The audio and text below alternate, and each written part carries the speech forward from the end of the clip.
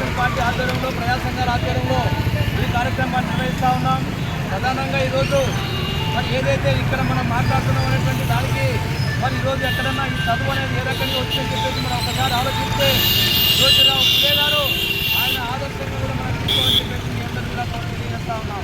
ఎందుకొరకంటే 1827 సంవత్సరంలో ఆయన జన్మించి దాదాపు మరి చిన్న వయసులోనే ఆయన విద్యను అభ్యసించి ఆ రకంగా 13-14 సంవత్సరాలకే మరి జ్యోతిరావు పులే గారు సావిత్రిబాయి పులే గారు వివాహమాడి ఆయన భార్య కూడా విద్యను నేర్పి స్త్రీకి విద్య ఈ రకంగా కూడా మరి స్త్రీ ముందుకు పోవాలంటే ఆ రకంగా విద్య ఎంతో అవసరం అని చెప్పేసి కూడా ఆయన ఆ రోజు తెలియజేశాడు.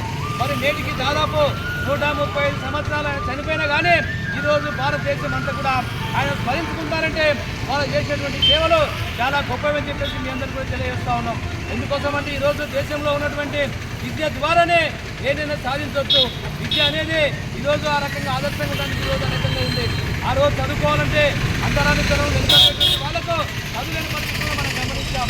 చదువు అనేటువంటిది కేవలం డబ్బున్న వాళ్ళకే భూమి ఉన్న వాళ్ళకే కొంతమందికి మాత్రమే ఆ రోజు చదువు చెప్పేటువంటి వాళ్ళు.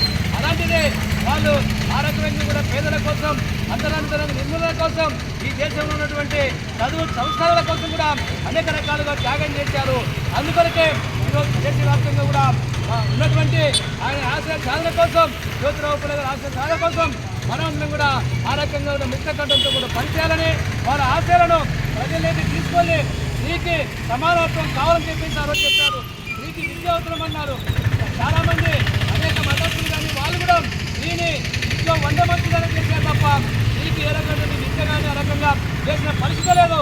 అందుకొరకే అలాంటి వాళ్ళు ఏదైతే ఈ దేశంలో ఉన్నటువంటి బడుగు బలహీన వర్గాల కోసం అనేక రకాలుగా స్త్రీల కోసం అంతరానితన నిర్మూలన కోసం పనిచేశారు.